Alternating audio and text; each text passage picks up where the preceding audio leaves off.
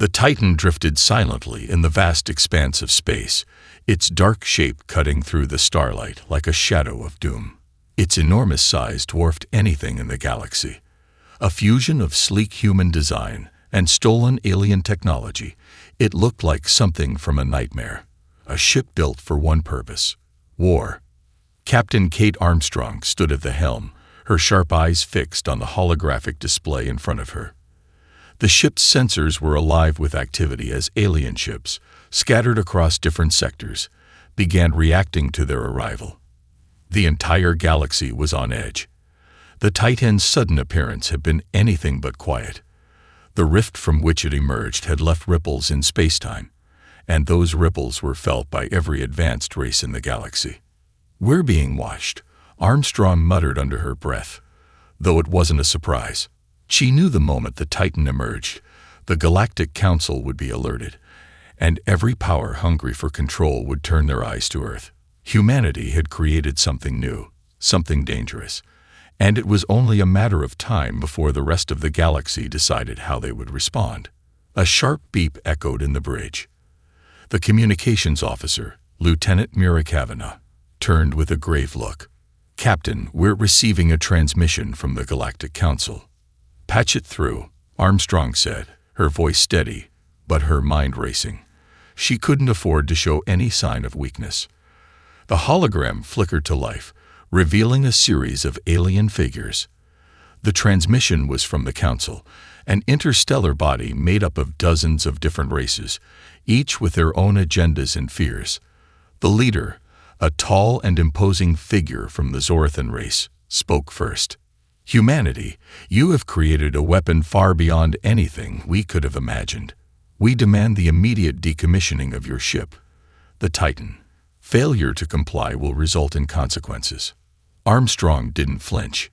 She had anticipated this moment, the first of many attempts to intimidate humanity into submission. The Zorathans had always considered themselves the dominant force in the galaxy, and their tone was one of thinly veiled hostility. "The Titan is a defense measure, not a weapon of aggression," Armstrong replied coolly. "We've done nothing to provoke you, but make no mistake, this ship will remain operational. Humanity will not bow to your demands." The Zorathan leader's eyes narrowed. "You do not understand the gravity of your situation. Your actions have thrown the balance of power into chaos. The Titan cannot be allowed to exist."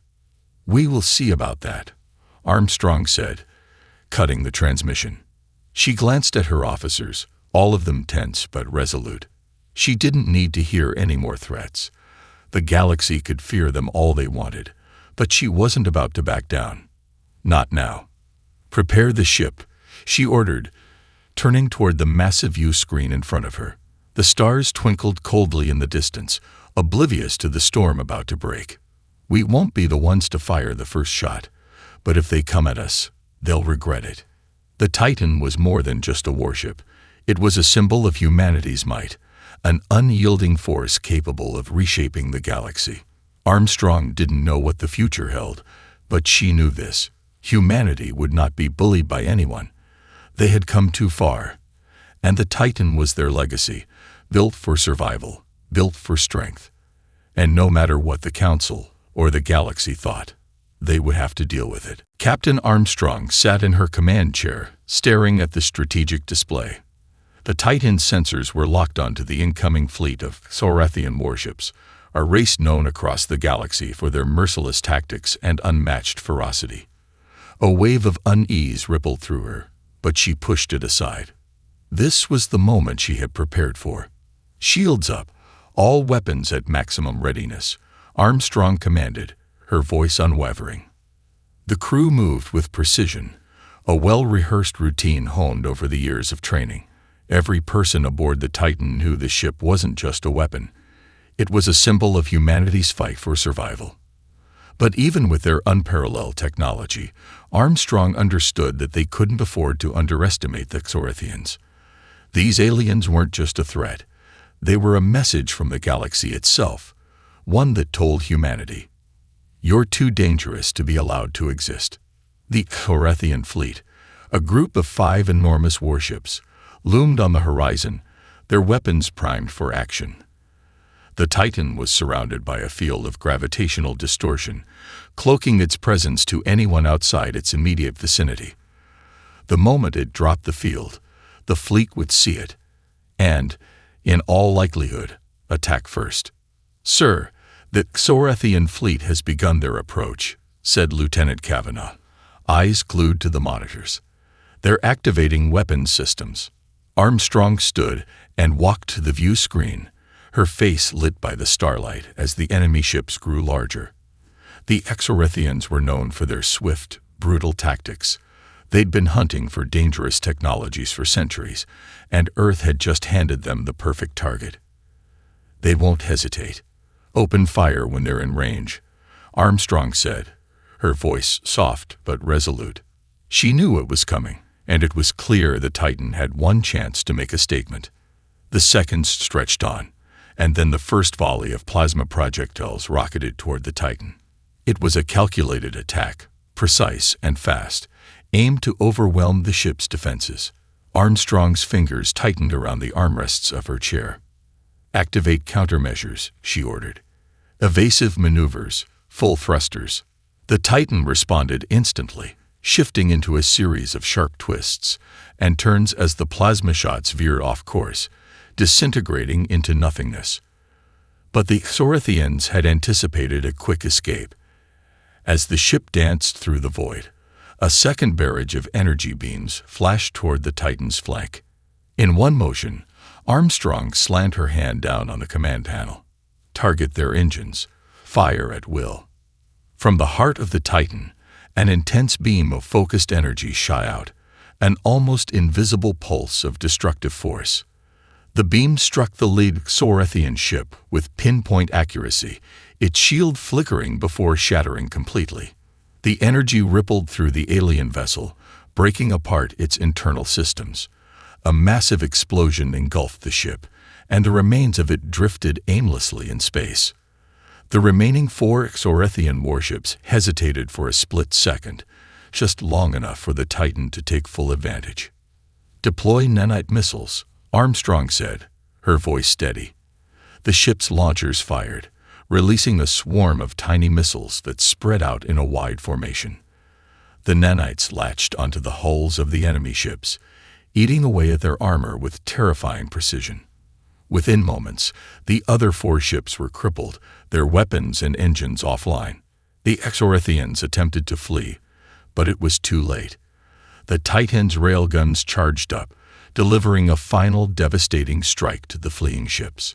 Within moments, the last of the Xorethian fleet was no more, nothing but space debris floating in the vacuum. The silence that followed was deafening. Armstrong allowed herself a brief, almost imperceptible breath. They had done it, but at what cost? The Titan had just proven itself capable of annihilating an entire fleet with minimal effort, sending a clear message to the galaxy. Humanity was not to be trifled with. "We've made our point," Armstrong said quietly, turning to her crew. "Prepare for any retaliation. The galaxy won't let this go unchallenged." Her officers nodded, the weight of the moment settling in. The Titan had proven its power, but it had also sealed humanity's fate in the galaxy. The question now was, would this victory spark peace or war? The answer was as uncertain as the stars themselves. The aftermath of the Titan's victory over the Xorethian fleet rippled through the galaxy like shockwaves. The news spread faster than light, broadcast across countless planets and systems. To many, humanity's warship was now a terrifying force that could obliterate entire fleets in mere minutes. The once calm and steady balance of power in the galaxy had been shattered. Within hours, the Galactic Council convened. The room was filled with representatives from all corners of the universe, each one eyeing the others warily. Everyone knew the Titan was a game-changer, but how they would respond to it remained the big question. "Humanity has shown its true colors," the Xorethian leader said, his deep voice filled with unease. "We cannot allow this ship to remain operational. The Titan represents a threat to every species in this galaxy. Earth must be made to answer for its actions. We cannot rush into another war," said a soft voice, belonging to the Jural delegate, a species known for their wisdom and temperance. Humanity has proven they are powerful, but we should not assume they will use this power recklessly. Recklessly? The Zorathans scoffed. They've already destroyed an entire fleet. What else is there to prove? The council chamber erupted in heated arguments, but at the heart of it all, there was one undeniable truth. The Titan's existence was an existential threat to the established order. The galaxy had always been ruled by a delicate balance, where each species maintained its own power, but no one species could ever dominate. Now, Earth had upended that balance, and they were not asking for permission.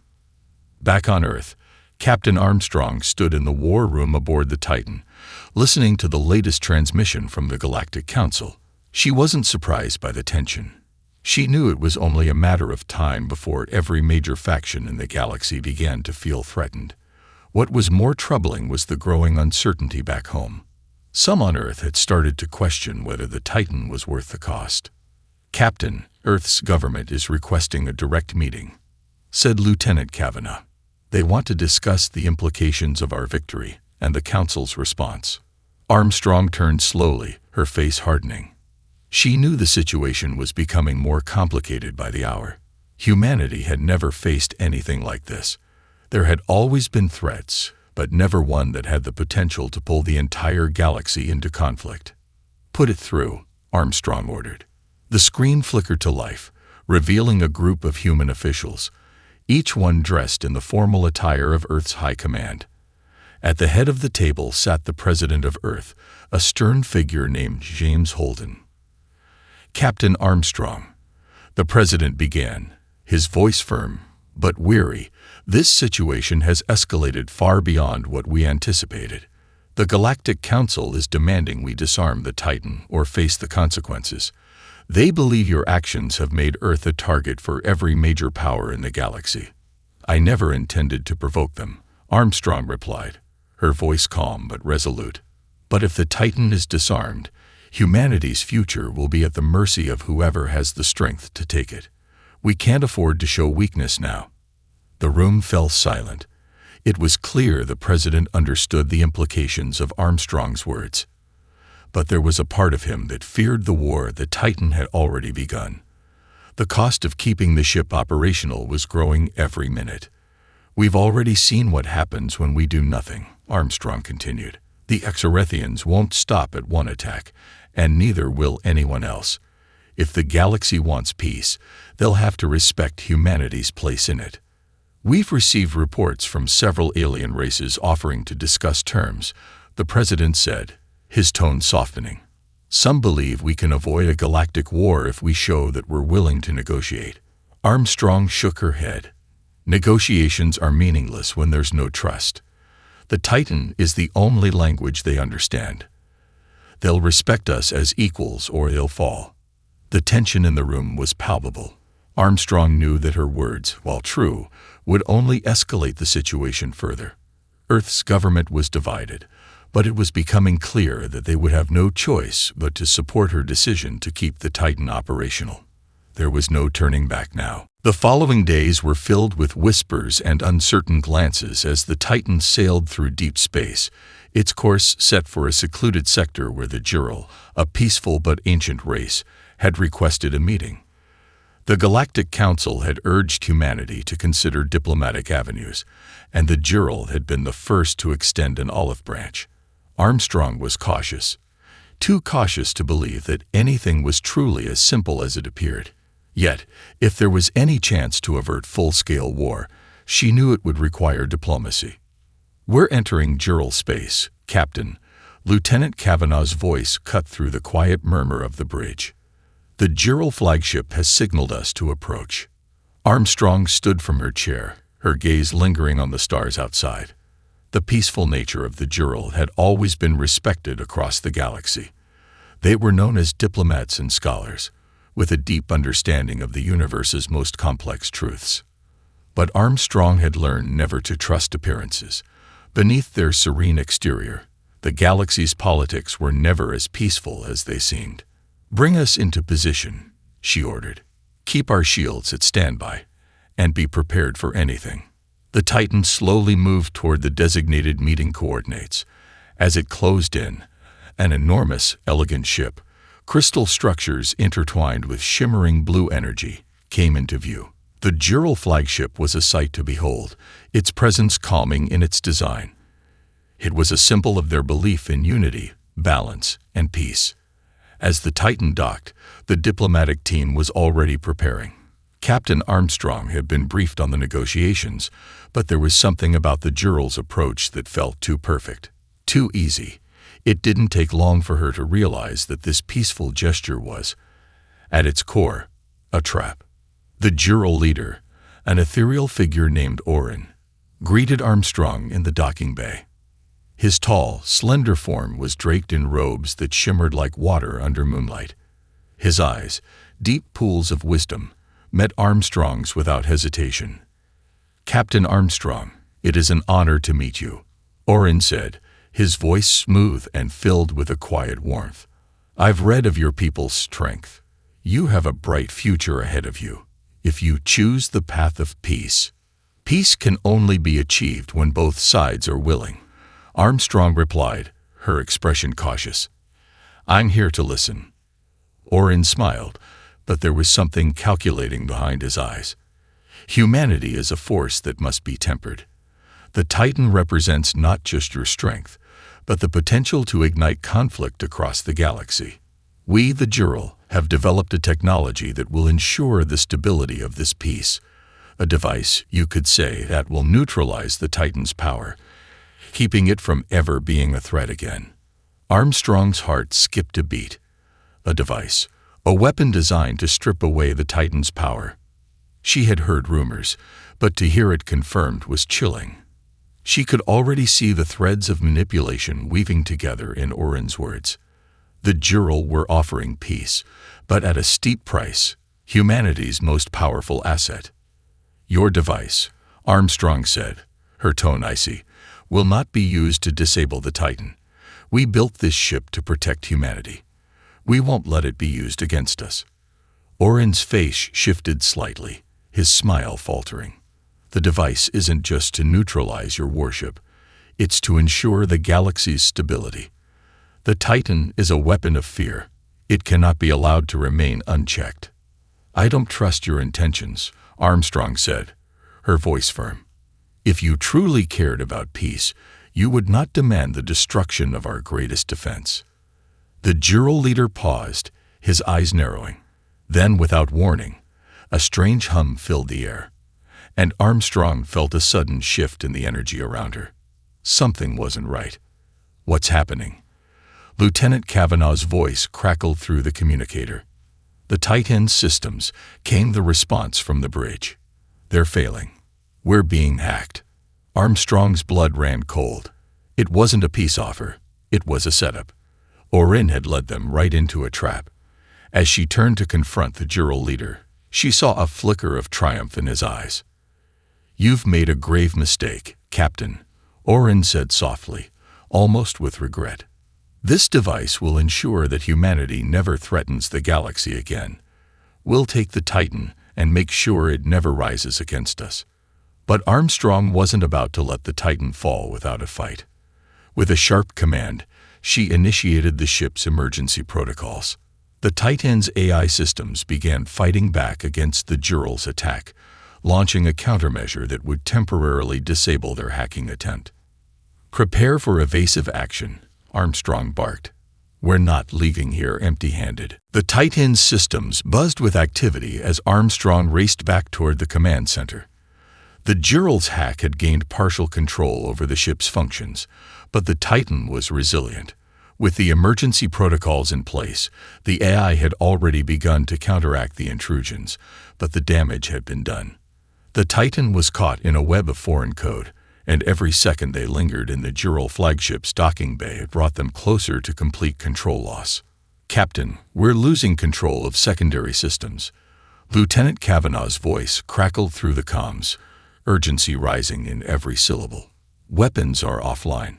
Shields are weakening. We need to get out of here now," Armstrong said, her voice sharp. The calm demeanor she had worked so hard to maintain was slipping. Every moment spent in Jural space, under their control, was another opportunity for them to strip the Titan of its ability to defend itself. They had to leave, and they had to leave fast. Armstrong's fingers danced across the command panel, rerouting power and initiating a manual override. It was a delicate maneuver, but the Titan's systems responded as designed. Slowly but surely, they were regaining some level of control. Evasive maneuvers, Armstrong ordered. Get us out of the docking bay. Now. The Titan jolted to life, thrusters flaring as it broke free of the Jural flagship's hold. The ship's massive hull groaned as it tore through the airlocks, leaving the Jural vessel behind in a trail of flickering lights. Outside, the vastness of space greeted them once more, and Armstrong breathed a quick sigh of relief. But the fight was far from over. "We've got incoming," Kavanaugh said, her eyes scanning the detection screens. "Jural ships are pursuing. They've activated their disruptor beams." "Activate our cloaking system," Armstrong snapped. "Engage full speed. We can't afford to be caught." The Titan's cloaking device hummed to life, rendering the massive warship nearly invisible to the naked eye. But it wasn't perfect. The Jural ships were closing in fast, their advanced sensors trying to lock onto their prey. "We'll outrun them," Armstrong muttered, leaning forward, eyes fixed on the display as the Titan streaked away. But something gnawed at her, a feeling of dread she couldn't quite place. The Jural had planned this entire scenario too perfectly. They'd let them escape, probably to lure them into another trap. "We're being targeted," Kavanaugh warned. "They're locking weapons. They'll fire any second." Without hesitation, Armstrong made her decision. "Prepare for emergency jump. Now." The Titan's engines roared as they pushed the ship to its limits. In a flash, the ship activated its warp drive, disappearing from the Jural's immediate range, slipping into the unknown depths of space. But as they jumped, a sudden pulse of energy sent a ripple through the ship. Something wasn't right. "We're not alone," Kavanaugh said, eyes wide as the starry backdrop around them shifted. "This isn't a normal jump. We've entered some kind of unknown space." Armstrong's heart skipped a beat. The Titan had been designed to handle deep space jumps, but this felt different, like they had been pulled into something outside the normal flow of space-time. "Can you stabilize us?" Armstrong asked. "I'm trying," Kavanaugh said, fingers flying across the console. "It's like there's a gravitational pull on the ship. It's disrupting our trajectory." "Where?" Wait. The ship lurched violently, throwing everyone off balance. The lights flickered, and the once steady hum of the ship's engines began to waver. "There's something here," Kavanaugh said, her voice trembling. "A presence. It's watching us." Armstrong stood, her mind racing. They had been pulled into an unknown region of space, and there was no telling what awaited them. But the most pressing question on her mind was why the Jural had allowed them to escape only to be pulled here. They had been led into a trap of an entirely different nature, and whatever force was watching them now would likely decide their fate. A new voice broke into their communication systems, deep and ancient. It was the last thing Armstrong had expected to hear. "Humanity has arrived." It was neither Jural nor any known species of the galaxy. It was something older, something with power beyond their comprehension. The voice echoed in the ship's communication system, reverberating through every corner of the Titan. Its tone was deep and resonant, like a presence that spanned beyond space itself. Armstrong stood frozen for a brief moment, her mind racing, trying to process what she was hearing. "Humanity has arrived." The words hung in the air like a heavy shroud. It wasn't a greeting. It wasn't a warning. It was something else entirely, a recognition, as if they had been expected. "Who is this?" Armstrong demanded, her voice cutting through the stillness of the bridge. There was a long pause. The silence stretched on, longer than it should have been. Then the voice returned, not in response to her direct question, but with an eerie calm. "You are in my domain now, Captain Armstrong. The Titan has crossed into the realm that belongs to those who existed before your species even dreamed of the stars. The consequences of your arrival have already begun." The lights on the bridge flickered, and the ship shuddered as if it were being held in place by some unseen force. The gravitational anomalies around them intensified, pulling at the Titan like a cosmic web. Armstrong gripped the armrests of her chair tightly, trying to maintain control over her thoughts. She had been prepared for battle, for diplomacy, but this was something she wasn't ready for. "Captain," Kavanaugh spoke up, her voice tense. "The systems are being overridden. It's as if our engines are being locked in place. I can't get us out of this anomaly. Whatever this is, it has control over our ship." Armstrong's eyes narrowed. The Titan had never been subjected to something like this. The technology on board was designed to defend against the most sophisticated threats in the galaxy. Yet this presence was different. It wasn't a species, nor a weapon. It was an entity. "Captain," Lieutenant Rivera, the ship's tactical officer, called out, "I've detected something. Huge. It's not a ship, but a structure. An enormous gravitational disturbance. I think it's a relic, but I can't identify its origin. It's ancient." "Great," Armstrong muttered under her breath. "More unknowns. All right, everyone. We hold steady. Let's get as much information as we can." The voice responded once more, this time with an undertone of amusement. "Do you think you can resist the pull of the inevitable? Your ship is but a speck in the vastness of my domain. You will understand soon enough. What you call power is nothing compared to what lies before you." As the Presence spoke, Armstrong felt a creeping unease take root deep in her chest. The Titan had faced countless challenges, from hostile alien races to deadly combat, but this was different. It was like they were being judged by something beyond their comprehension, an ancient force whose existence predated the galaxy itself. Then, just as quickly as it had begun, the gravitational pull on the Titan lessened. The ship stopped shaking, and the eerie hum faded into silence. The crew sat frozen, unsure if the danger had passed, or if it was merely biding its time. "Captain," Kavanaugh spoke again, her voice trembling. "The Presence, it's gone. For now, at least. But I think we're still stuck in whatever space-time anomaly this is. Our navigation systems are completely scrambled. We can't see the stars." Armstrong's mind raced. Whatever, had just intervened. It wasn't over. The Titan had been manipulated by an unknown force, and now they were adrift in a cosmic void, stranded in a place where the normal laws of physics didn't seem to apply. "We're not alone out here," Armstrong said quietly, her gaze fixed on the dark void outside the bridge window. "We need to figure out who or what controls this place."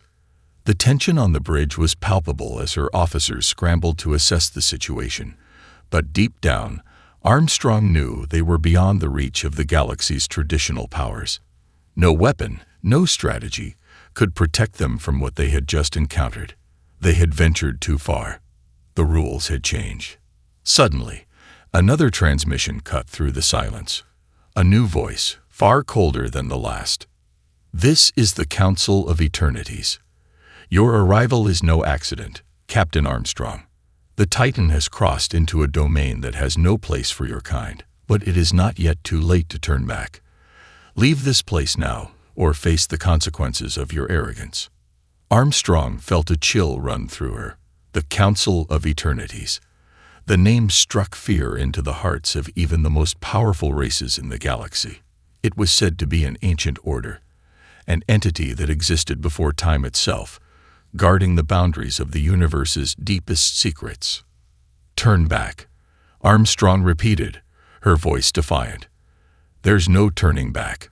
We've come this far, and we'll see it through." Her crew looked to her, some uncertain, but most following her lead. Armstrong had always believed that humanity's strength lay in their will to persevere, to keep pushing forward even when everything seemed impossible. Now, faced with an ancient force that no one could understand, that belief would be tested like never before. The voice of the Council of Eternities echoed through the communication system, resonating with an ancient power that seemed to bend the very fabric of reality. Armstrong's hands gripped the armrests of her chair, her mind racing. She had heard stories, whispers of such entities before, but nothing had prepared her for the overwhelming presence that now surrounded the Titan. "Leave this place now, or face the consequences of your arrogance," the voice repeated, this time sharper, colder. There was a silence that followed, deep and heavy. The crew waited, holding their breath, as if the very air had thickened with the weight of the decision hanging over them. Armstrong knew they were standing at a crossroads.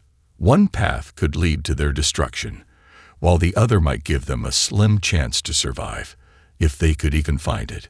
"Captain," Lieutenant Kavanaugh said, her voice barely above a whisper, "we're in uncharted space. Our systems are still scrambled. It's like we're being held in place by something, some force beyond our control. We can't escape." Armstrong's gaze shifted to the view screen. Beyond the ship, the swirling anomaly continued to distort space-time, warping the stars into long, jagged lines that stretched across the void. It was as if they had been pulled into another realm, one where the rules of the universe didn't apply. "We need to understand what we're up against," Armstrong said, her voice steady but with an edge of urgency. "Kavanaugh, keep trying to stabilize the systems. We need full power. Rivera, can we access any weapons or shields?" Rivera's fingers flew across the console. "Weapons are still offline, Captain. Shields are barely functioning. If we're attacked, we'll be sitting ducks." "We're already sitting ducks," Armstrong replied dryly. "We've been pulled into whatever this is, and I'm not about to sit here and wait for it to decide our fate. We need to figure out who, or what, is really behind this." Another voice cut through the tension. It was calm, calculated, and unmistakably familiar. Armstrong looked to the side, where the holographic projection of Orin, the Jural leader, appeared in front of her. His face was emotionless, though there was something flickering in his eyes, a trace of fear. "Captain," Orin said, his tone almost regretful, "you've entered a place that is beyond any mortal understanding. The Council of Eternities is not a force to be trifled with. Their judgment is final. And when they speak of consequences, they do not mean mere destruction. They speak of erasure, from existence, from history.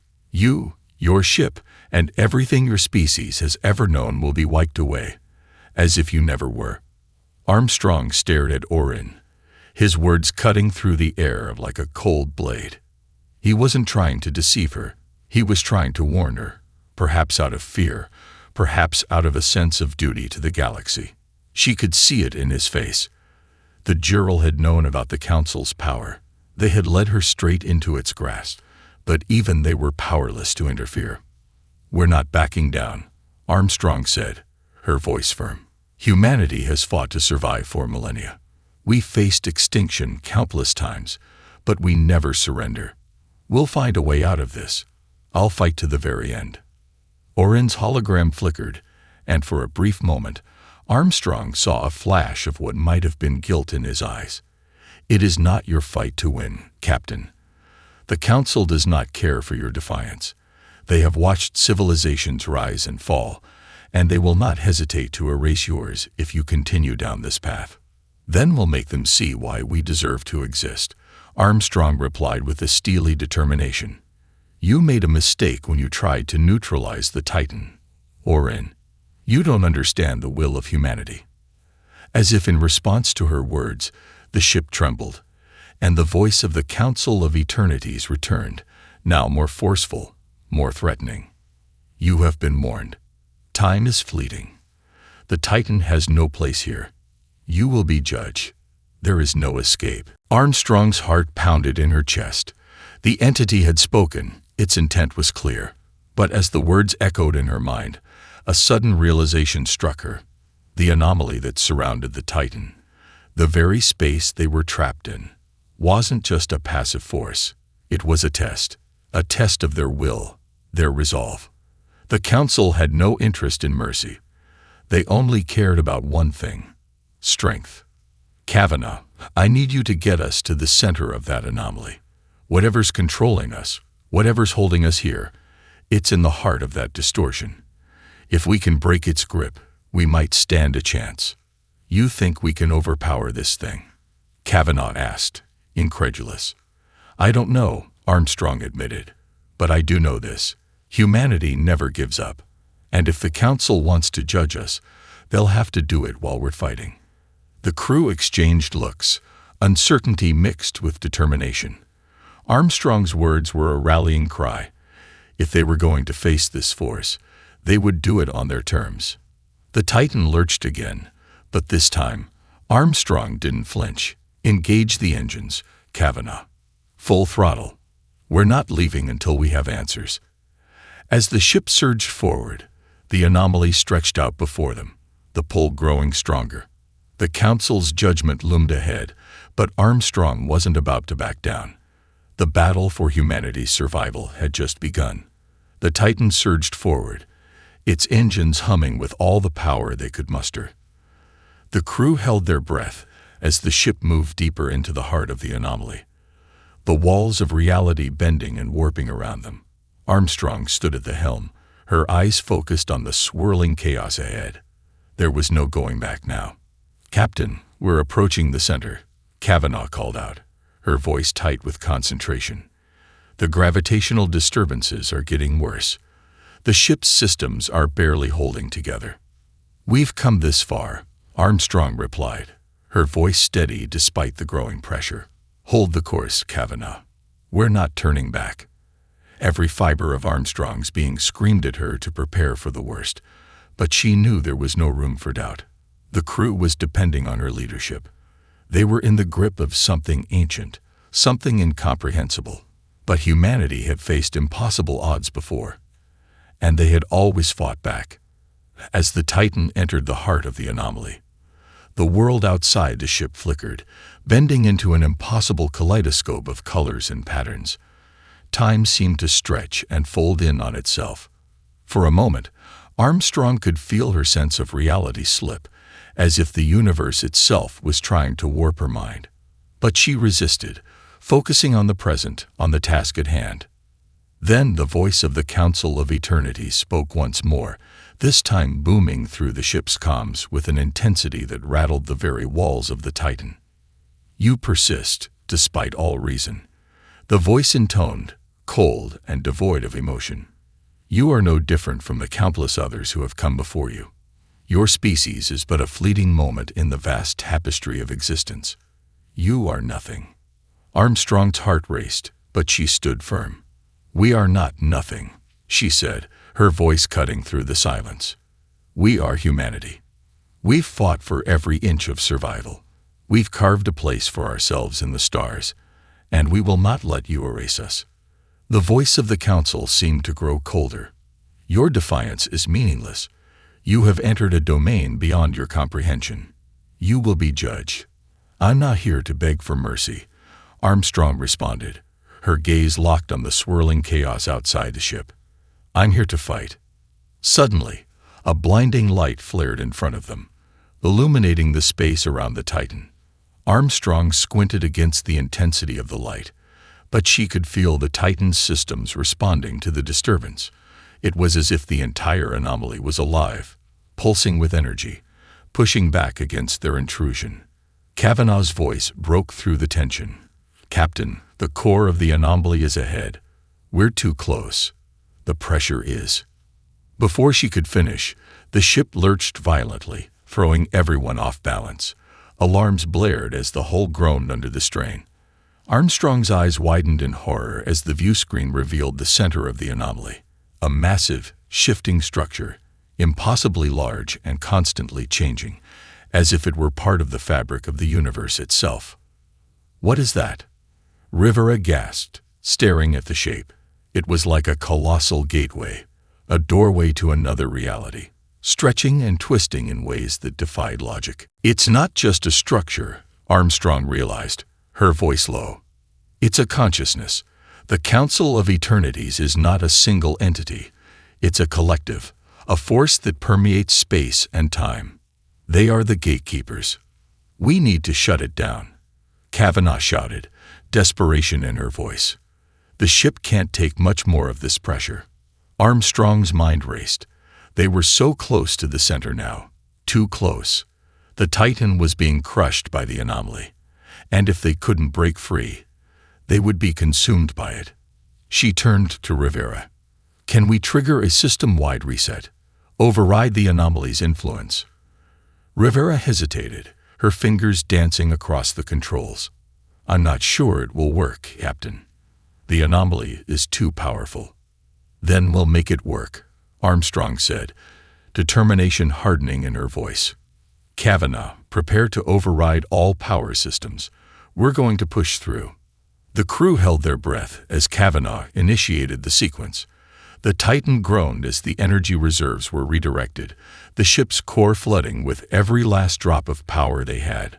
Armstrong could feel the strain as the ship's engines roared to life, pushing against the crushing force of the anomaly. For a moment, the entire ship seemed to shudder, caught in the grip of an unstoppable force. The view screen flashed with images of the anomaly's structure twisting and warping. The light grew brighter, blinding, and Armstrong felt the Titan's hull creaking in protest. And then, just as the ship seemed ready to break apart, there was a sudden, sharp jolt. The ship shot forward, breaking through the grip of the anomaly, the pressure releasing in an instant. The lights flickered, and for a moment, everything went silent. They had done it. They had escaped.